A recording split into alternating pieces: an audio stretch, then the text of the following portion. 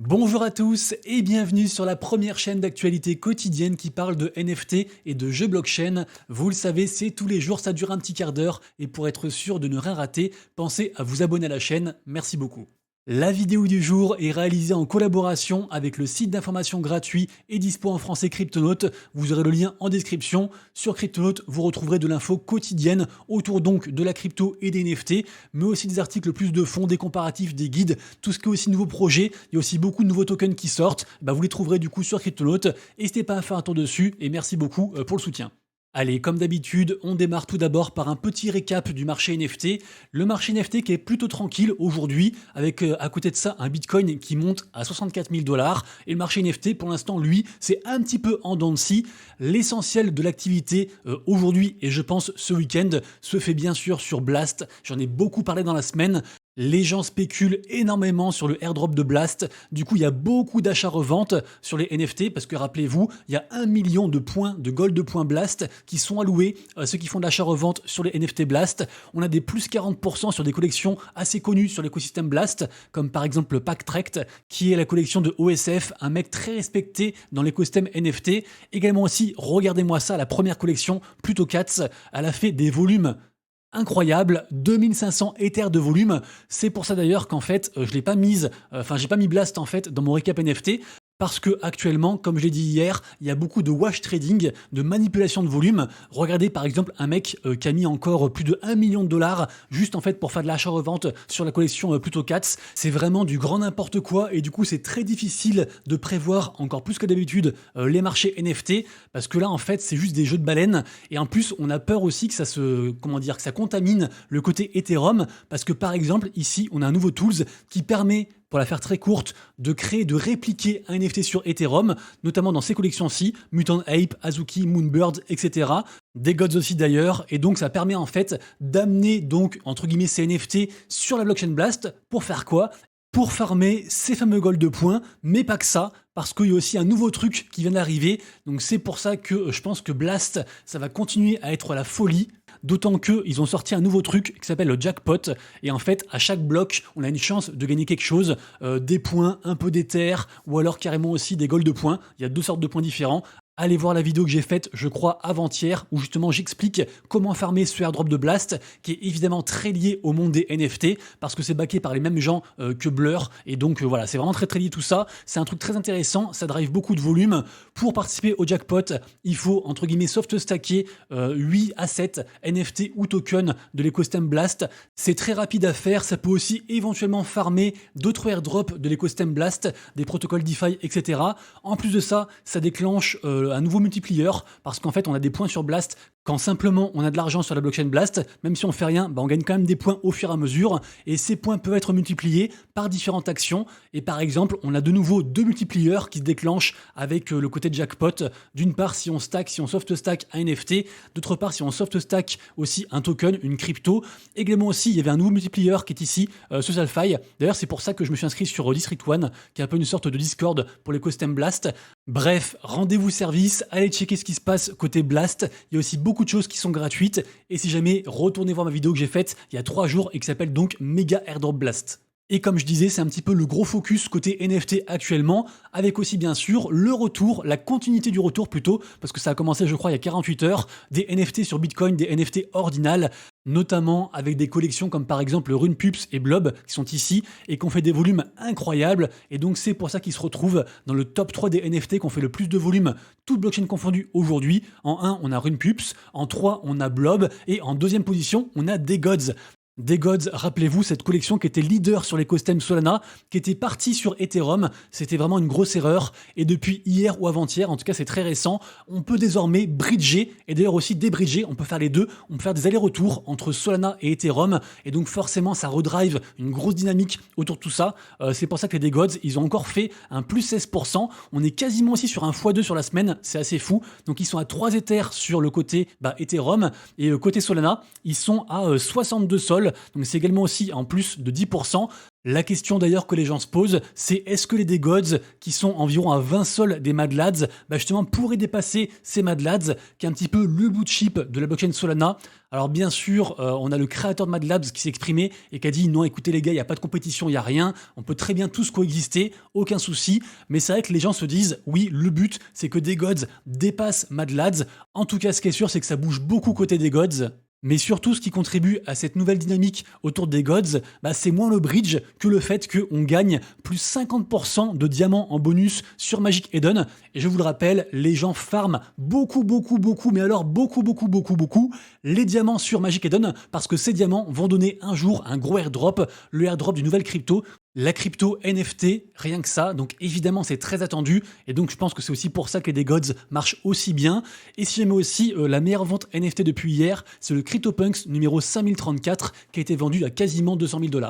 Ensuite, 4 infos rapides. La première, la collection NFT Azuki se porte toujours très bien avec un floor price, un prix plancher à 5,2 ETH, ce qui est assez élevé. Évidemment, les gens d'un côté, ils farment un futur airdrop de token anime. On pense que ça arrivera dans très longtemps. Et surtout aussi, ils ont sorti le premier épisode de leur animé et quand même 100 000 vues en 3 jours. Donc je voulais quand même en reparler parce que je trouve qu'ils ont réussi leur pari. Donc bravo à Azuki.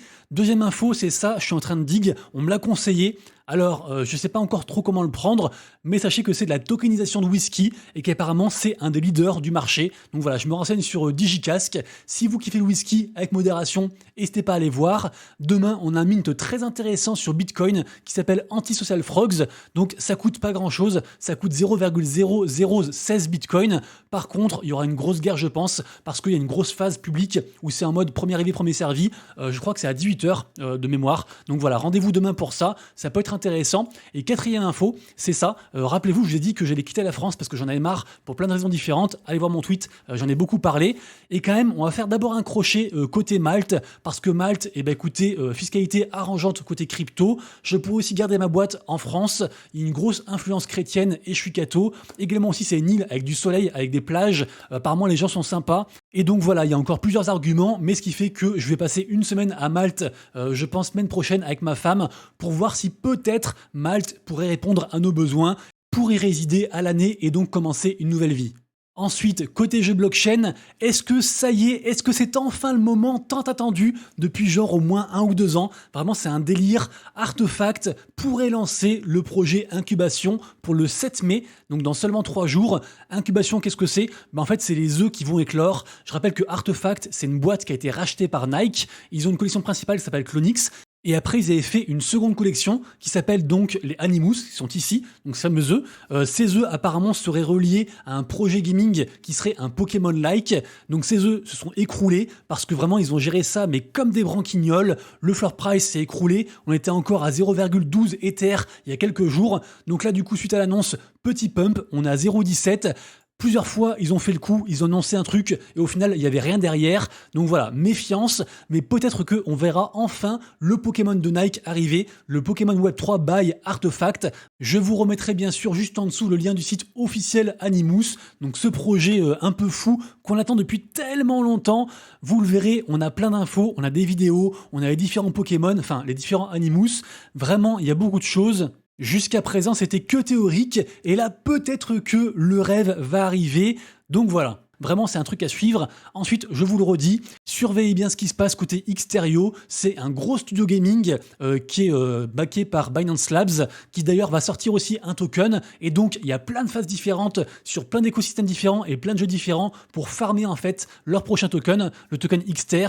Donc, c'est lié à des jeux comme par exemple Palio, dont j'ai beaucoup parlé, Overworld aussi, également aussi Age of Dino, pas mal de choses. Ils sont aussi présents sur Forge, qui est une sorte de, de plateforme qui permet d'avoir des cadeaux en jouant à différents jeux partenaires, également aussi Xterio a sa propre plateforme, donc vraiment il y a beaucoup de choses à faire. Je pense vraiment que le token Xter sera un bon token, donc n'hésitez pas à checker et à voir sur quel angle vous pouvez attaquer Pour espérer croquer une part de ce airdrop, on passe ensuite à la pré-sale du token de Xborg, donc une grosse, on va dire, guilde gaming qui est backée entre autres par Swissborg, qui est un exchange application qui marche bien, notamment aussi côté français, ils ont une grosse commu. Bref, ils ont quand même récolté quasiment 6 millions de dollars qui ont été déposés donc pour acheter le token. Pour l'instant, on n'a pas encore la date de listing, mais a priori, ça devrait bien marcher. Donc je suis content, moi j'ai participé pour info.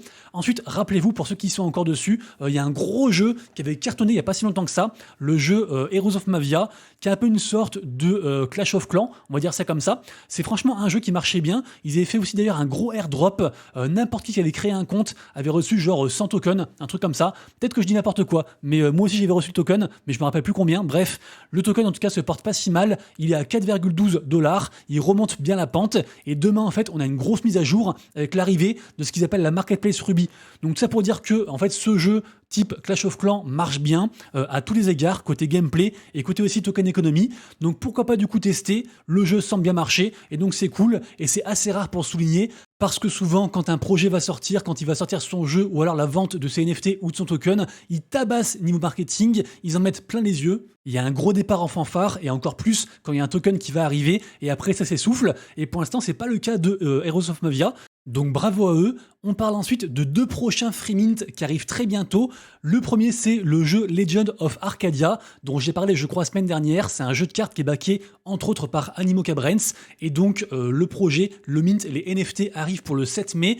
Par contre, attention, il y a seulement 500 NFT. Donc, une fois de plus, je pense que le prix va exploser et il faut absolument trouver une whitelist. Donc, il vous reste encore quelques jours pour essayer d'en choper. Bonne chance à tous. Et second mint, c'est le mint de Chronos Worlds, qui était un ancien jeu qui était présent il y a environ 1 ou 2 ans, qui a bien galéré. Et là, ils ont fait une remontada incroyable. Ils sont maintenant incubés par Cdify. Et franchement, c'est de plus en plus hypé. Donc, quelques images ici pour ceux que ça intéresse. Mais vraiment, j'ai envie d'y croire à Chronos World. Et pareil aussi, donc ce free mint arrive pour très bientôt. On n'a pas encore la date précise, donc ça c'est bon, ça veut dire qu'on a encore un peu de temps pour choper une whitelist. D'ailleurs, ils font aussi différentes loteries, dont une qui est accessible, vous le verrez sur le premier post du compte Twitter Chronos Worlds. Et donc je disais, le mint a été annoncé pour Q2. Donc Q2 en fait c'est jusqu'à juin, donc forcément ça arrive très bientôt, et donc c'est à surveiller. Et enfin, je vous en reparle, c'est une des grosses tendances du moment, le projet Fantasy Top. J'en ai parlé je crois hier, avant-hier, avant-avant-hier, etc. C'est une sorte de Sorare version influenceur web 3 qui est lancée sur Blast. Et donc la fin du tout premier tournoi arrive dans 1h18, à l'instant où je tourne la vidéo, il est 18h41, donc je verrai ce que je vais gagner, je pense que je dirai ça dans mon Discord ou sur Twitter, donc n'hésitez pas à voir, et je rappelle aussi qu'il y a un prochain tournoi, je crois lundi, dans seulement 2 jours, vraiment c'est un gros projet à surveiller. Le problème c'est qu'en fait les prix ont explosé, surtout depuis hier, donc est-ce que c'est un bon moment pour rentrer? Je sais pas, des gens disent que les gens en fait après le tournoi, le premier tournoi, ils vont revendre leurs cartes qui servent à rien, et ils vont renforcer sur les cartes qui pensent être les plus intéressantes pour le prochain gros tournoi, qui sera un tournoi principal. Donc vraiment, ça reste un truc à suivre. Faut pas forcément rentrer dedans parce que là, c'est compliqué de dire comment ça va finir après ce tournoi-ci. Mais en tout cas, voilà, jetez un œil dessus et comptez sur moi pour vous faire un petit retour dès lundi. Les amis, du coup, c'est tout pour moi. J'espère que vous avez kiffé la vidéo et que je vous ai apporté un petit peu de valeur. Si c'est le cas, pensez bien sûr à lâcher un pouce en l'air, voire un commentaire, et en tout cas à partager la vidéo et à vous abonner. Merci à tous, passez un excellent week-end et on se retrouve comme je disais lundi. Et d'ici là, bien sûr, prenez soin de vous, de vos proches et de vos wallets. C'était Monsieur Rabbit, des bisous. Ciao.